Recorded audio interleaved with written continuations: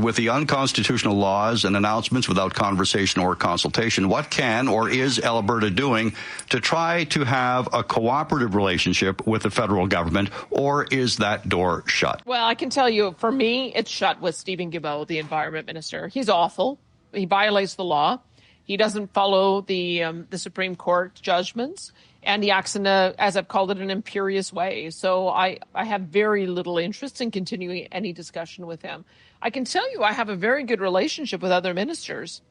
I've given credit to Chrystia Freeland, who did a great job of matching us and giving a generous carbon tax credit for carbon capture, utilization, and storage. So I've got a good relationship with some ministers, but I'm not going to pretend to you that Stephen Guilbeault is at all somebody we can work with. I think he's very dangerous, quite frankly. He's dangerous to the Federation, and he's dangerous because he doesn't honor the Constitution, and he acts outside the law. And so we're going to make sure that we push back to the greatest extent possible on anything he puts forward. Our beloved federal environment minister on methane regulations and an emissions cap in the oil and gas sector, you have to be pretty pleased that you're there.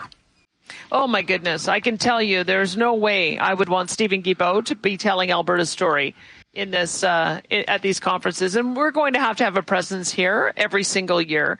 What I can tell you is our message is really well received. There's a lot of other oil producing nations that understand that carbon capture, utilization, and storage, as well as direct air capture, are going to be a key part of the future. We also were able to tell a fantastic story about Indigenous involvement in our industry with our Alberta Indigenous Opportunities Corporation. So I can tell you we've managed to make a lot of friends here, get our message out, and we've got a big fight in store when we get back, because quite frankly the federal government is acting outside the Constitution, as they always do.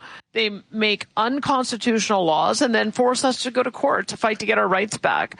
Well, I can tell you we're prepared to fight them every step of the way, whether it's a methane emissions cap or oil and gas emissions cap. We're just not going to put up with it any longer.